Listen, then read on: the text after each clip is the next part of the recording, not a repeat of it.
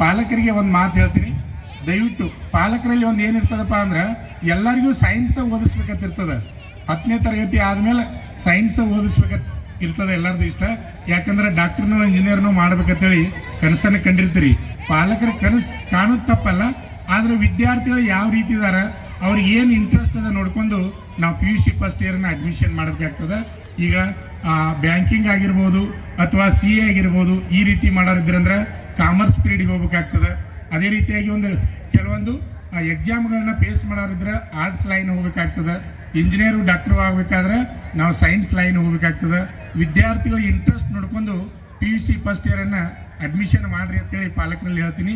ಇನ್ನೊಂದು ವಿನಂತಿ ಪಾಲಕರಲ್ಲಿ, ದಯವಿಟ್ಟು ಈಗ 10ನೇ ತರಗತಿ ಓದ್ತಿರ್ತಂಥ ಮಕ್ಕಳಿರ್ಬೋದು, PUC ಮಕ್ಕಳಿರ್ಬೋದು, ಮನೆಯಲ್ಲಿ ಅವ್ರಿಗೆ ಓದಾಕೆ ಏನಪ್ಪ ಅಂದ್ರೆ ಒಳ್ಳೆ ವಾತಾವರಣವನ್ನು ರೂಪಿಸ್ಕೊಡ್ರಿ.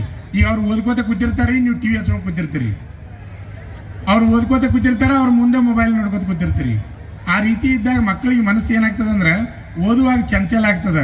ದಯವಿಟ್ಟು ಪಾಲಕರು ನಿಮ್ಮ TV ಬಂದ ಮಾಡ್ಬೇಕ್ರಿ. 10ನೇ ತರಗತಿ ವಿದ್ಯಾರ್ಥಿಗಳಿದ್ರೆ, PUC ಸೆಕೆಂಡ್ ಇಯರ್ ವಿದ್ಯಾರ್ಥಿಗಳಿದ್ರೆ ಅವ್ರ ಮುಂದೆ TVಯನ್ನು ದಯವಿಟ್ಟು ಬಂದ್ ಮಾಡಬೇಕು.